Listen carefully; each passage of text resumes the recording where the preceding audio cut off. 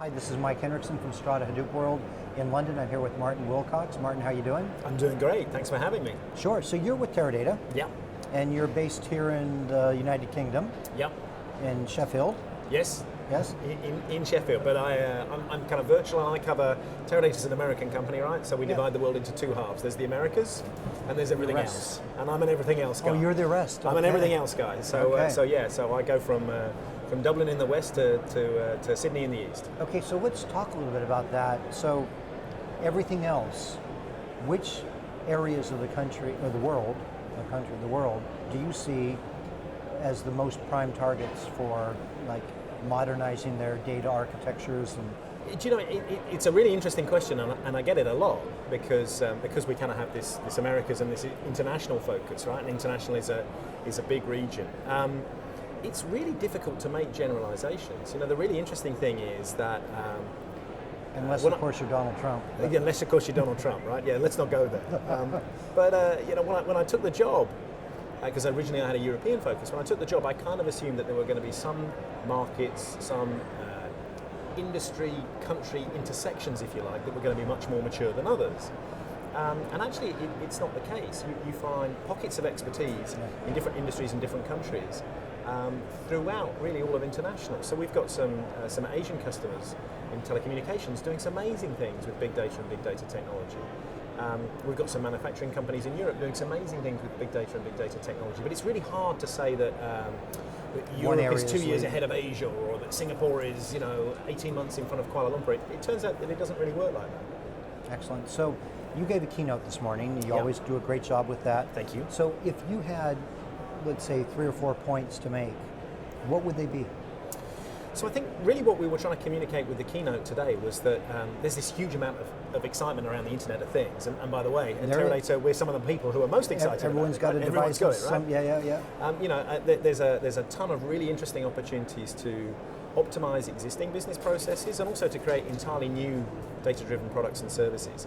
But in all that kind of genuine excitement, and let's be fair, a little bit of vendor hype, there are some basic facts about sensors and the data they produce that tend to get lost. So, a lot of business and IT people assume that because machines never come into work hungover after a party, and never come to work, maybe I'm talking about my life again.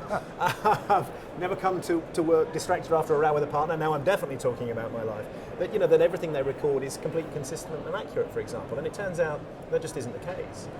Sensor data have to be managed like regular data. There are gaps in the data. There are unstructured in the data. Structured. Yeah, and just a whole variety of data quality issues that you perhaps might not anticipate and expect if you haven't worked with sensor data. The other thing that I think is really interesting about sensor data is that by itself it's mostly pretty useless. You can use which was stupid, right? Isn't that the comment today? It's the data. It's the sensor data stupid. Yeah, yes. The sensor data is fabulous. You can use sensor data to do a whole bunch of things, but generally not by itself. So as a really simple example, we've done a ton of preventative maintenance applications at Teradata over the last 10 years, and they're really, I would argue, almost the first IoT analytic applications. This big, heavy, safety critical equipment has been instrumented for a while now, right? This kind of stuff is relatively new, but putting sensors on an aero engine, that's relatively old. And if you want to take that data and use it to build a predictive model, well, you also need to take engineers' reports so you can corroborate events in the sensor data with human observations. That's the context. It's the context. You need to get context from the operations data as well. If the unit was operating in degraded performance, well, how degraded is degraded, and what does that mean? What are the consequences? What are the implications? So it turns out that you need the sensor data, but also the operations data, the repair and maintenance data, the inventory data. It's actually only when you bring all this stuff together that you could not just predict what's going to happen next, but also figure out, well, what do I want to do about that? So it's almost a holistic view of what's happening. Absolutely, that is the way the best projects are run. But what was really interesting, I think we featured it in the keynote presentation today, according to Gartner Group right now, 80% of projects aren't taking that holistic view. 80% of projects are stovepipe IoT implementations, and I think the implication is that a lot of the companies that are jumping into the IoT first are going to have to do an awful lot of rework 2 or 3 years from now, unless they kind of stop and adjust in flight. And is that because of technology, or is it because their approach of what they have right now? think it's a little bit of a combination of both. I mean, there are some technology constraints, particularly in kind of manufacturing and aerospace and industrial settings. The data that we want often sits behind SCADA systems, and those aren't the easiest systems to get data out of. So there's kind of a natural channeling, if you like, towards stovepipe solutions because it's just easier to work that way sometimes. But I think in some cases it's also a little bit of a failure of vision. Organizations get very, very excited by the first use case and build a solution for the first use case. I guess one of the things that we were trying to do today was to encourage people to think not just in terms of the first use case, but the second, the third, and the fourth, and identify the opportunities for reuse of data and infrastructure to enable those second, third, fourth, fifth use cases without having to build completely new separate stovepipe solutions. Excellent. So Teradata has been in the data business for 30, 40 years? 35, something, yeah 35 plus like years. That, yeah. So what is new and different now at Teradata than it was 12 months ago? And what will be changing again in 12 months? Wow. Well, I mean, I think that the biggest change for us over the last few years has been this idea of moving from solely an enterprise data warehouse focus to a logical data warehouse focus. So we still believe in centralizing and integrating, especially transaction and event data, especially the data that's going to be frequently reused, shared, compared across the organization.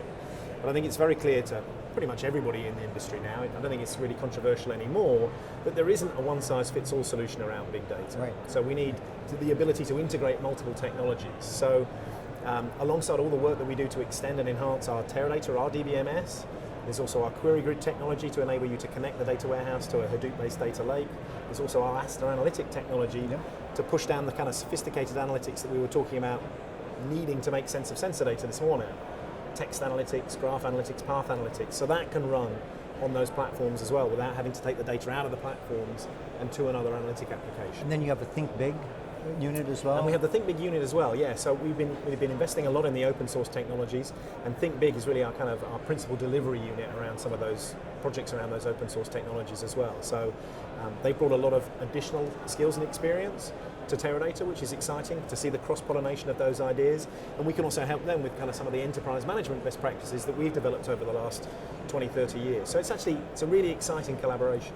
So if you looked forward 12 months from now, for the whole industry, what do you think is going to change the most in the industry? In the industry, I don't know if it happens in the next 12 months, but I think we've lived through this fascinating, incredible creative period, right? We've had so many new technologies, so many new approaches come to market over the last 5 or 6 years, and it's been incredibly exciting to be a part of that and to be able to solve problems that frankly we couldn't solve very easily 3, 4, 5, 10 years ago.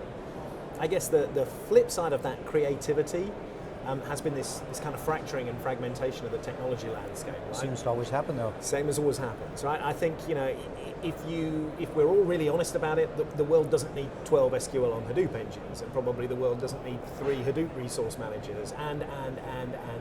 So I think we're likely looking, in the technology industry at least, at a period of consolidation at some point in the not too distant future. Now, does it happen 12 months from now, 24 months from now, 36 months from now? I'd be a smarter and a richer man if I could give you a straight answer to that question, right? But I think it will happen. Excellent. Martin, we look forward to that conversation with a smarter, richer man next year. Thank you very much. Good to see you. Thank you.